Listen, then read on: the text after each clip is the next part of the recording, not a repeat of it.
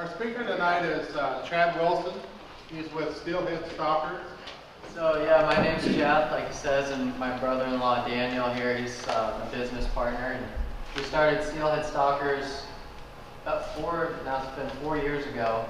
And we just wanted to put together a website where fishermen that are just getting into the sport could come and kind of learn everything they need to know in one place instead of going to YouTube and having to search and kind of figure it out on your own. Because when we first started, it takes a lot of time to figure out everything, how to rig up, how to tie knots.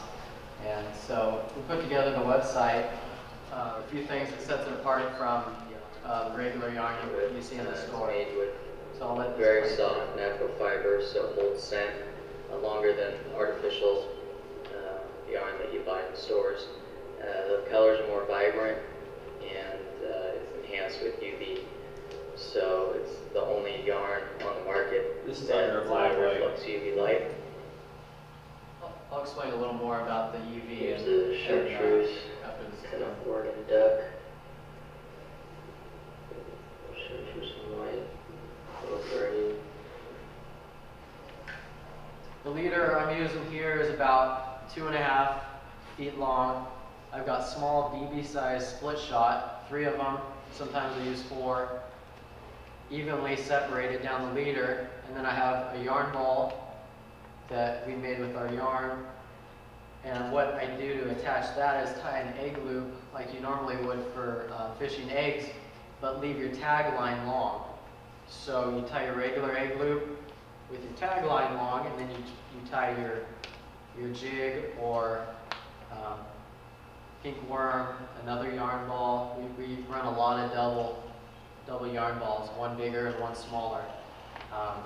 And we started using these double rigs, and it's been extremely effective.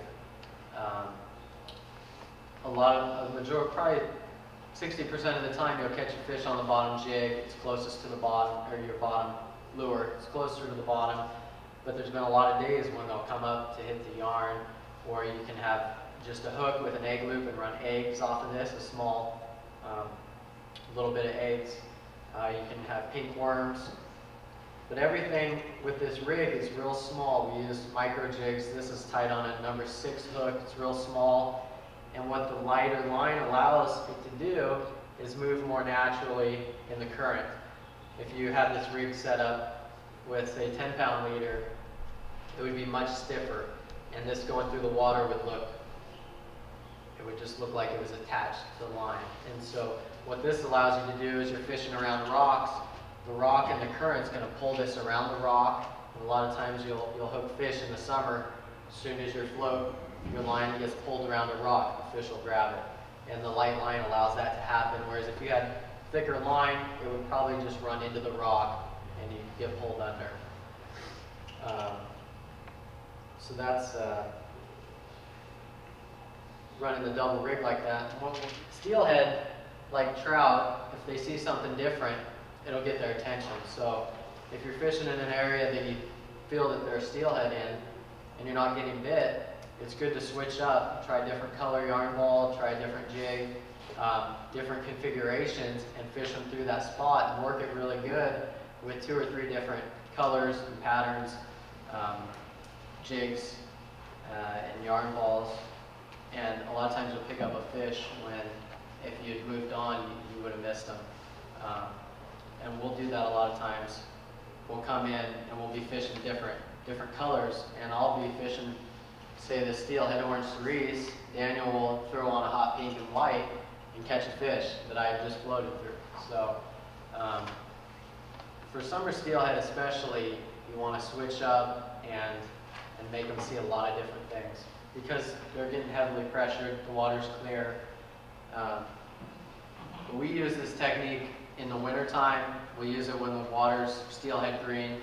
Might not use quite as light a line, but the rod's made to handle that shock. This is a 10-footer. I would suggest anywhere from a 9.5 to a 10.5 foot rod in spinning, because we're not casting a whole lot of weight, so it's easier to cast lighter weight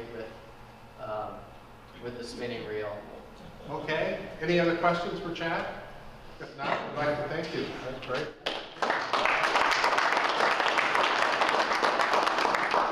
If any of you guys want to stick around after, we can answer questions about rods. Daniel will be tying up some yarn balls here if you want to watch how he ties them up really easy. He can make, how many can you make out of a pack?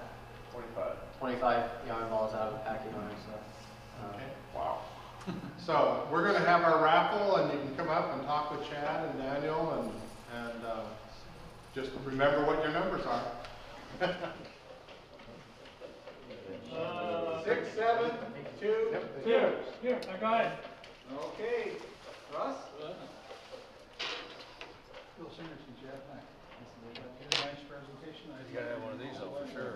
Oh, you buy like, they're like 75 of these small ones. I use them all the time. Okay, 6, 7, 2, 7. Up and over the first time. 6, 7, South 2, straw 7. would go like that, right? It's just another wrap. No, Where you're going on the 6, other 7, 2, side. 7. And you're pulling it. I left it for Cinch you. it. 6, Twice 7, 2, 7. And now we're here, and we're just gonna do the same thing, but we're going on the other side. We're going One more on time, this 6, 7, back. 2, 7. Just making sure, you want to make sure that your thread lays in the same spot both times, otherwise you're gonna kind of. Okay, 6, 6, 8, 4. 6, 6, 8, 4. yeah, I'll, 6, 6, 8, 4. I bet, yeah. You know, over here. a whole lot. That way you don't have too much trimming, do you? You got no trimming at all. There's no waste when you do it this way. You know, you see guys tie up their blow bugs and they got 5 strands and they're 6, 6, wasting 0, 5. 3/4 of their yarn when they're 6, tying up 6, their yarn. 0, 5. You do it this way. There's no waste at all. You tie 25 yarn balls up out there back and let out.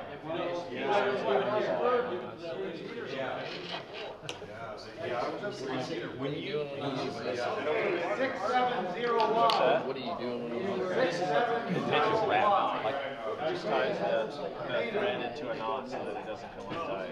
it's basically like a, I like to do the quick fish, like an overhead knot. It's